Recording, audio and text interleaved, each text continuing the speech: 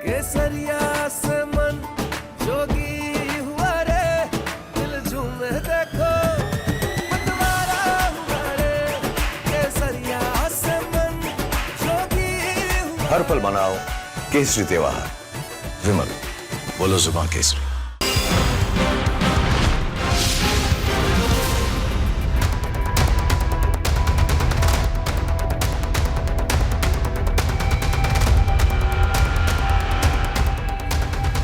नमस्कार, आप देखना शुरू कर चुके हैं महायुद्ध और आपके साथ मैं हूं विवेक। खाड़ी में चल रहे टकराव के बीच हर मिसाइल, हर अटैक, हर धमाके से जुड़ी तस्वीरें बिल्कुल एक जैसी होती हैं। धुआं धुआं, बारूद की गंध और बिल्कुल ऐसी ही। लेकिन इसके पीछे एक और युद्ध चल रहा होता है और वो युद्ध है कूटनीति का, यानी कि डिप्लोमेसी का। खामनेई के खात्मे और अब तक के कुल 6 दिन, यानी कि आज छठा दिन है युद्ध का, भारत ने एक बैलेंस्ड डिप्लोमेसी की तस्वीर पेश की। हम युद्ध की खबरों, युद्ध के बॉम्बार्डिंग की तस्वीरें आपको दिखाने नहीं आए। दिन भर रिपब्लिक भारत पर आपने देखी है, उससे आगे की बात बताने आए हैं। इसलिए कहते हैं कि ये बुलेटिन बेहद खास है। ये पूरे विश्व को भारत की तरफ से वसुधैव कुटुंबकम का संदेश था। तो भारत के भीतर हाय तौबा मचा रहे विपक्ष की मौका परस्त राजनीति का माकूल जवाब। चलिए आपको दिखाने जा रहे हैं कि आज युद्ध के माहौल को भारत की एक पहल ने कुछ देर के लिए बिल्कुल ठहरा सा दिया, रोक सा दिया। लोग मिसाइल भूल चुके थे और भारत की तरफ देख रहे थे। चलिए तस्वीरें लाइए, क्योंकि भारत ने खामनेई की मौत पर दुख जताया।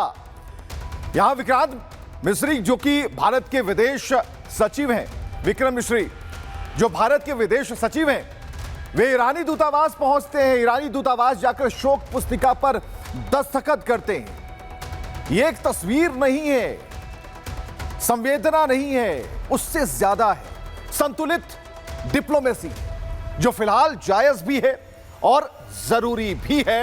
और इससे जुड़ी एक रिपोर्ट आपको दिखा।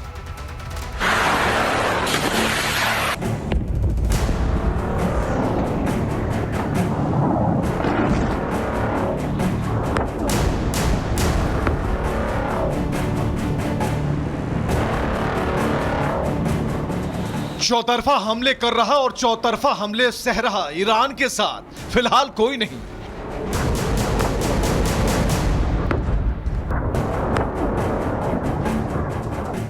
लेकिन इस बीच दिल्ली के ईरान भवन में भारतीय विदेश सचिव का पहुंचना और शोक पुस्तिका पर हस्ताक्षर करना पूरी दुनिया के लिए एक बड़ा संदेश है। संवेदना से कहीं ज्यादा भारत के संतुलित कूटनीति के बड़े संकेत के तौर पर इसे देखा जा रहा है। सवाल है, क्या भारत के इस कदम से अमेरिका और इजराइल पर कोई असर होगा या इसे नेचुरल डिप्लोमेटिक प्रोटोकॉल माना जाएगा? सवालों के साथ भारत ने एक बार फिर यह संकेत दिया है। पश्चिमी एशिया की राजनीति में उसकी नीति साफ है।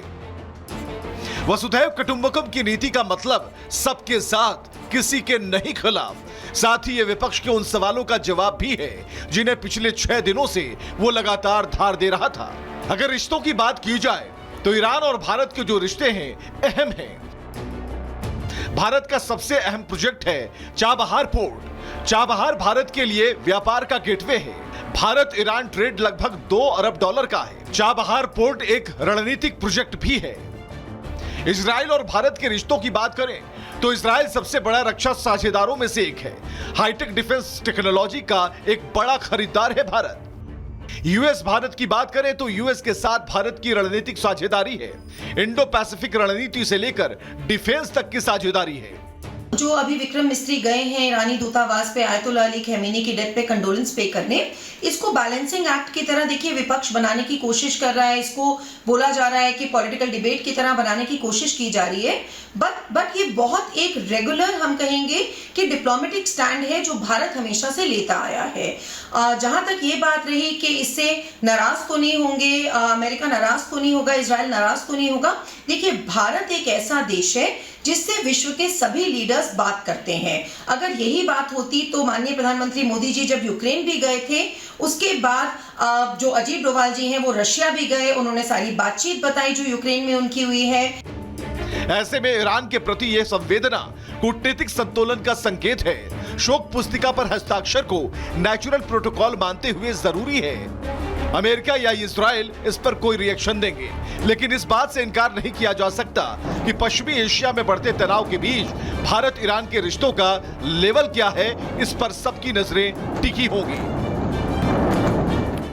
लेकिन इसी से जुड़ी एक और खबर हम आपको बता रहे हैं कि भारत के विदेश मंत्री ने ईरान के विदेश मंत्री अरागची से बातचीत की है और पश्चिमी एशिया के हालात पर चर्चा की है। इससे पहले 28 फरवरी को भी एस जयशंकर ने अरागची से फोन पर बात की थी और ईरान और इजराइल को तब आपस में बातचीत और कूटनीति का रास्ता अपनाने की एक सलाह दी थी। लेकिन सबूत मांगने वाली पार्टी कांग्रेस के नेता राहुल गांधी को अभी भी संतोष नहीं है।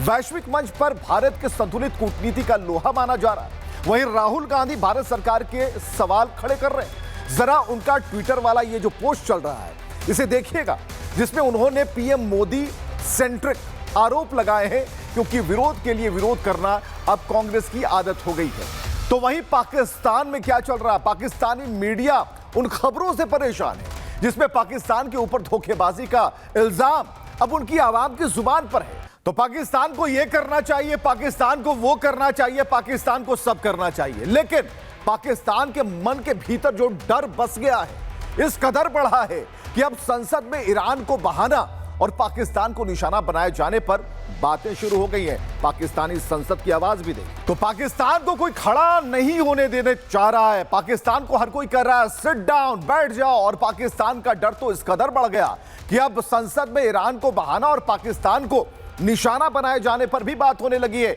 लेकिन बात यही खत्म नहीं होती। पाकिस्तान की संसद में तो ट्रंप को शांति दूत का तमगा देने वाले शहबाज शरीफ को वहां की विपक्षी पार्टी के नेता अब आईना दिखाने लगे।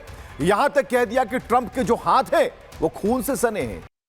और चलिए इस वक्त एक और बड़ी खबर बहरीन से, जहां ईरान का ताबड़तोड़ हमला जारी है। चलिए अब तस्वीरें हम आपको दिखा रहे हैं। ताबड़तोड़ हमलों से दहला बहरीन, और बहरीन से जुड़ी ये तस्वीरें अब हम आपको ब्रेकिंग न्यूज के तौर पर बता रहे हैं, जहां एक बड़ी खबर इस वक्त आ गई है। और क्या खबर है जरा देखिएगा। बहरीन पर ईरान ने ताबड़तोड़ हमले शुरू कर दिए हैं और ताबड़तोड़ हमलों के बाद बहरीन हिल सा गया है। फिलहाल ये तस्वीरें जहां चारों तरफ सिर्फ धुआं और धुआं नजर आता है, बारूद ही बारूद, और ऐसे में बहरीन अब मुश्किल के दौर से गुजर रहा है। तो बहरीन में पेट्रोलियम कंपनियों पर हमले से जुड़ी हुई ये तस्वीरें। ईरान ने पेट्रोलियम कंपनी को निशाना बनाया है। हालांकि ये खबर जो है हम आपको आगे रिपोर्ट के जरिए बताएंगे, लेकिन इससे जुड़ी एक और बड़ी खबर आ गई बहरीन में पेट्रोलियम कंपनी पर हमले से जुड़ी हुई। हालांकि इस रिपोर्ट को कुछ और विस्तार से हम आपको बताएंगे, लेकिन फिलहाल ये मोटे अक्षरों में जो लिखा है उसे पढ़ना जानना जरूरी है। ईरान आखिर तेल के उन सभी डिपोज पर, तेल टैंकरों पर क्यों हमला कर रहा है, इसका मतलब और मायने बिल्कुल आप समझ पाएंगे। यह देखना जरूरी है कि क्या सिर्फ बारूदों की जंग लड़ी जा रही है या फिर तेल से पूरे दुनिया का तेल निकलने वाला है। चलिए अब तस्वीरें लाते हैं। तो बहरीन में पेट्रोलियम कंपनी पर जो हमला हुआ उसकी तस्वीरें, लेकिन आबू धाबी के जायद एयरपोर्ट पर धमाके हुए। एयरपोर्ट पर सुने गए कई धमाके। एक और बड़ी खबर देख लीजिए। बड़ी खबरों में एक के बाद एक हर अपडेट हम आपको बता रहे हैं। एयरपोर्ट पर कई धमाके सुने गए हैं।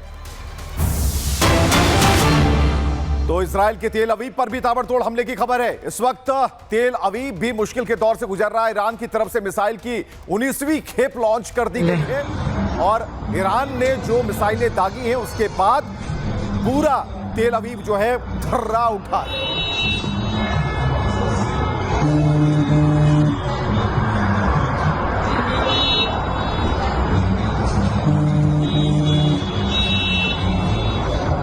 तो इन चार बड़ी तस्वीरों को देखने के बाद अब हम आपको फिर से कुछ और तस्वीरें हम आपको दिखाते हैं, जिससे कि ये सारी बातें जो है वो एस्टैब्लिश हो जाएंगी। तो युद्ध के हालात हैं और युद्ध के हालात के बीच रूस ने भारत के लिए तेल और गैस की सप्लाई खोलने का भरोसा दिया। रूस ने एक बार फिर कह दिया, अगर भारत को तेल और गैस की आपूर्ति को लेकर किल्लत हुई तो वो भारत को उसकी कुल एनर्जी डिमांड को पूरा करेगा। देखिए इस दोस्ती को।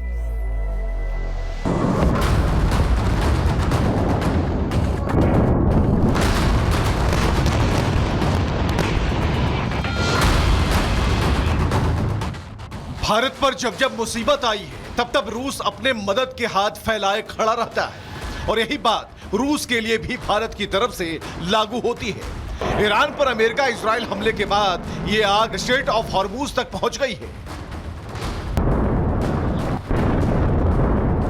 तेल सप्लाई की नोजल बंद कर दी गई है और यही वजह है कि मिडिल ईस्ट देशों से आने वाले भारत के तेल के जहाज समंदर में अटक गए, जो एक बड़ी चिंता की बात है। लेकिन दोस्ती हो तो ऐसी भारत रूस जैसी, क्योंकि अब रूस ने भारत के लिए अपने तेल टैंकर का ऑफर दे दिया है। क्योंकि यूक्रेन जंग के बाद जब पश्चिमी देशों ने रूस पर प्रतिबंध बढ़ाए थे तो रूस से भारत की खरीद बढ़ गई थी। रूस ने तेल पर डिस्काउंट बढ़ाया था और भारत से खरीदारी। साल 2022 में रूसी तेल का आयात 35 से 40% तक बढ़ा। साल 2025 में अमेरिका ने भारत पर 25% का टैरिफ लगाया। टैरिफ के कारण भारत को रूस से तेल खरीद कम करनी पड़ी। फरवरी 2026 में रूस ने तेल आयात 10 लाख बैरल प्रतिदिन का रह गया था। भारत ने रूस से तेल खरीदना कम किया था लेकिन बंद नहीं किया था। और अब रूस ने एक बार फिर से भारत के लिए अपने तेल टैंकर का ऑफर दिया है। रूस के राजदूत डेनिस अलिपोव ने कहा कि वो भारत की ऊर्जा जरूरतों की मांग को पूरा करने के लिए तैयार है। यहां जाकर रिपोर्ट खत्म होती है, लेकिन रूस के राजदूत ने इन गंभीर परिस्थितियों में भारत के लिए हमेशा तेल की सप्लाई खुली रखने की बात कह दी। यह दुनिया को भी सुननी चाहिए। जरा देखिएगा क्या कह रहे हैं। We have always been open towards supplying oil.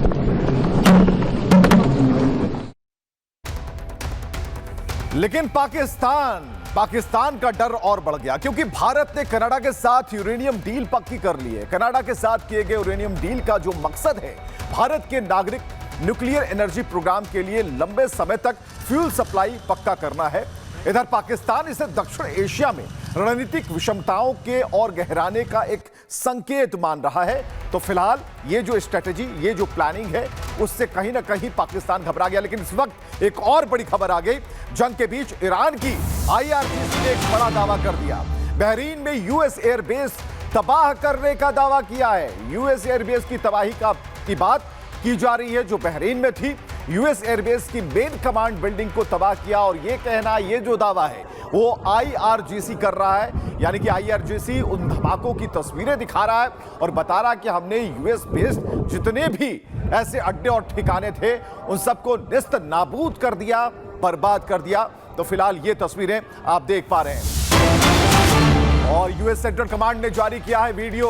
हमारी लड़ाकू ताकत बढ़ रही है।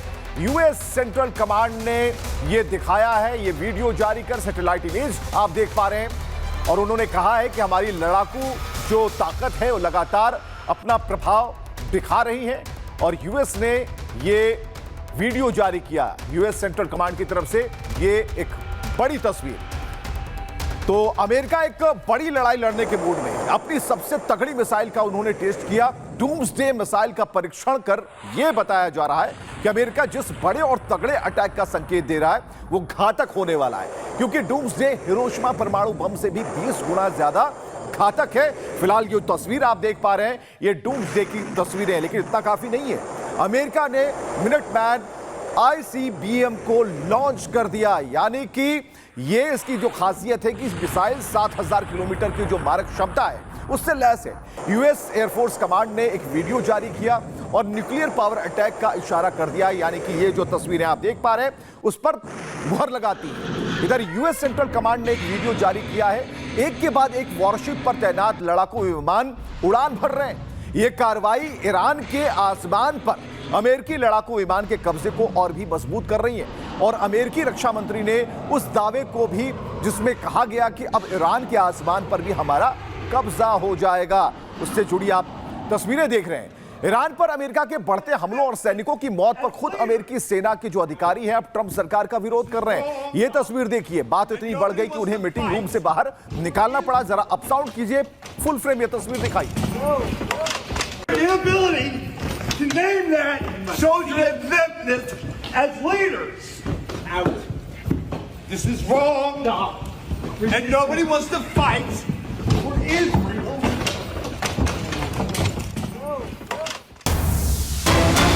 बीच एक और बड़ी खबर, अमेरिका इजराइल को रूस की धमकी। रूसी विदेश मंत्री लावरोव का बयान, यूएस इजराइल ऑपरेशन को फेल करेंगे, ये रूस ने कह दिया है। ईरान के खिलाफ ऑपरेशन नाकाम करेंगे। रूस ने 2 बड़े दावे कर दिए और साफ कह दिया कि यूएस इजराइल ऑपरेशन को वो ठप कर देंगे, ईरान के खिलाफ ऑपरेशन नाकाम कर देंगे। तो एक के बाद एक कई बड़ी खबरें। तेहरान के अलग अलग हिस्सों में धमाके की खबर है। तेहरान के कई इलाकों में धमाके की आवाज गूंज रही है और तेहरान को निशाना बनाया जा रहा है और लगातार यूएस और इजराइल की तरफ से धमाके होते जा रहे हैं। तेहरान में धमाकों से जुड़ी अब तस्वीरें भी सामने आ गई जो स्क्रीन पर हैं और ये बता रही है कि ये धमाके कितने जोरदार हैं, विध्वंसक हैं और तबाही लाने वाले हैं। तो इधर और बड़ी खबर आ गई। बड़ी खबर है, ईरान से जंग के बीच ट्रंप ने एक बड़ा बयान दे दिया है। मुस्तफा खामनेई मुझे स्वीकार नहीं, ट्रंप ने यह बात कही। मुस्तफा खामनेई मुझे स्वीकार नहीं, ट्रंप कहते हैं ईरानी नेता के चयन में मेरा अहम रोल है। तो अब देखिए, ईरान इस युद्ध को आगे की तरफ ले जाना चाहता है, अपने नेतृत्व को सामने रख रहा है, लेकिन जिस नाम को ईरान ने सामने रखा, IRGC ने सामने रखा, उस पर ट्रंप ने एक बड़ा बयान दे दिया। मुस्तफा खामनेई जो कि आयतुल्लाह खामनेई के बेटे हैं, उन्हें नामंजूर है, यानी कि ट्रंप को नामंजूर है।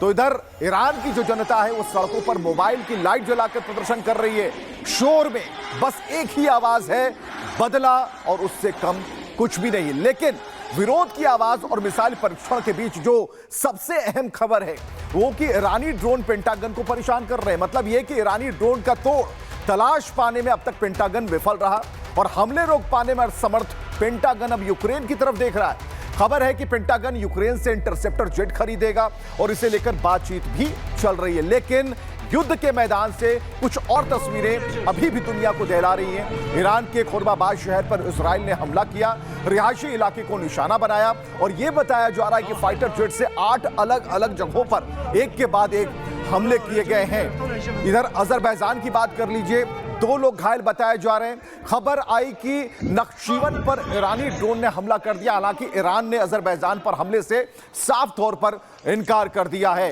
तो कई ऐसी तस्वीरें सामने आई जिसमें आप देखेंगे कि अबू धाबी में देखिए भारतीयों के लिए एडवाइजरी जारी कर दी गई है और ये तस्वीरें जो फिलहाल हम आपको दिखा रहे हैं, जरा देखिएगा, ये ईरान की तरफ से तस्वीरें हम आपको दिखा रहे हैं। ईरान की जमीन को चीरता मिसाइल बता रहा है कि न लॉन्च पैड है, ना ही तामझाम की दरकार है।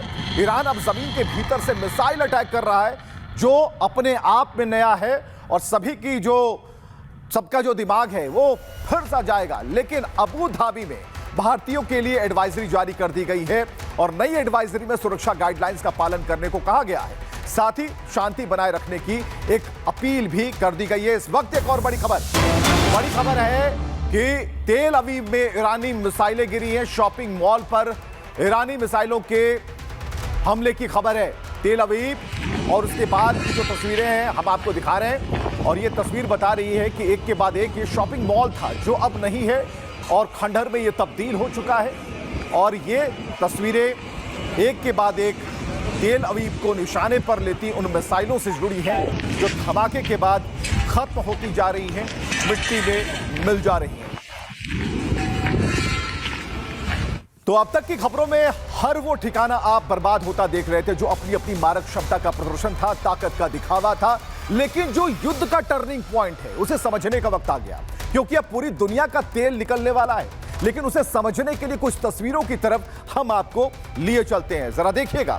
सबसे पहले आपको सऊदी अरब के तेल ठिकानों पर ईरानी हमलों की तस्वीरें दिखा रहे हैं। दुनिया की सबसे बड़ी तेल रिफाइनरी अरामको, जहां ईरानी शाहेद 136 ड्रोन ने ताबड़तोड़ हमले किए, जिसके बाद यहां काम पूरी तरह से ठप हो चुका है, मतलब तेल निशाने पर है। दूसरी तस्वीर अब आपके सामने रखने जा रहे हैं। दूसरी तस्वीर यूएई की है, जहां धमाकों के बाद फुजैराह ऑयल डिपो पर भीषण आग लग गई और यहां इंटरसेप्ट हुए ईरानी मिसाइलों और ड्रोन के टुकड़ों ने आग को और भी भड़का दिया।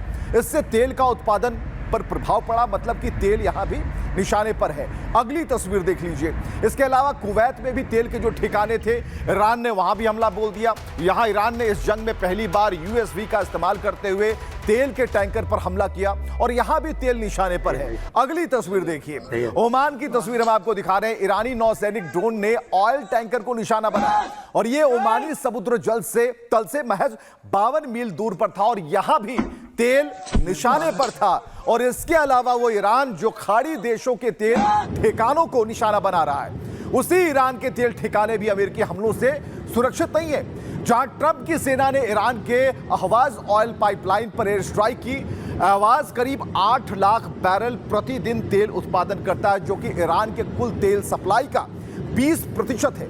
इससे समझ सकते हैं कि यह ईरान और तेल सप्लाई पर कितनी बड़ी चोट है। और यहां भी तेल निशाने पर है। इतना ही नहीं, अब ईरान खाड़ी देशों में कच्चे तेल के रूट को भी निशाना बनाने लगा है, जिसका सबसे अहम रास्ता स्ट्रेट ऑफ हॉर्मूज है। उस पर भी ईरान ने ताबड़तोड़ बमबारी शुरू कर दी, जिसका नतीजा क्या हुआ? जो खाड़ी दुनिया का सबसे बड़ा तेल भंडार है, वहां से कच्चे तेल से लदे जहाजों पर ईरान टारगेट कर रहा है। अब एक रिपोर्ट दिखाते हैं। अब तक ईरान ने ऐसे 10 जहाजों पर अटैक किया। रिपोर्ट देखिए।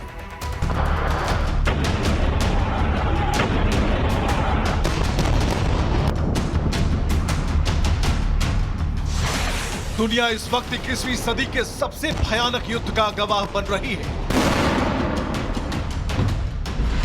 जहां मिडिल ईस्ट जंग की आग में बुरी तरह जल रहा है। ईरान अपने सुप्रीम लीडर की मौत से लहूलुहान है। उसके पास एक ऐसा ब्रह्मास्त्र है जो ट्रंप और नेतन्याहू समेत पूरी दुनिया में आए तौबा मचा सकता है।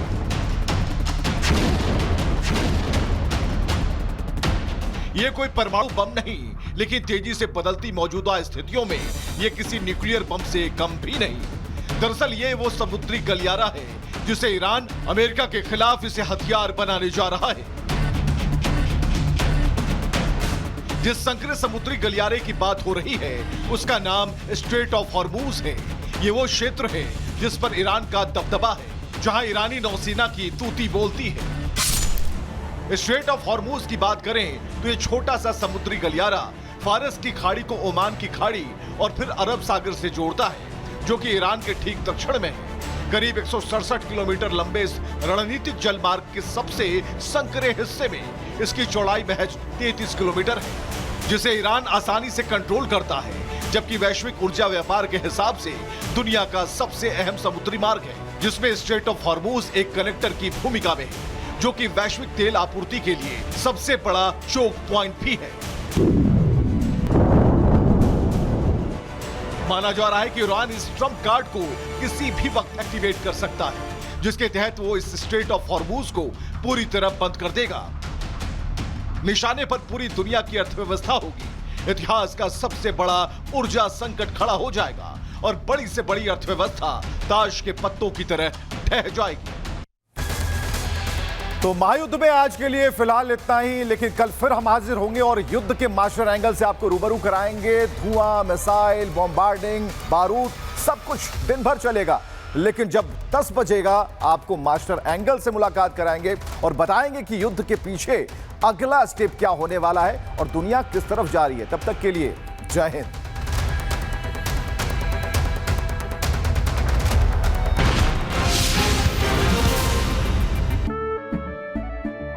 केसरिया से मन जोगी हुआ रे, दिल झूमे देखो मतवारा हुआ रे। केसरिया से मन जोगी हुआ। हर पल मनाओ केसरी त्योहार। विमल, बोलो जुबान केसरी।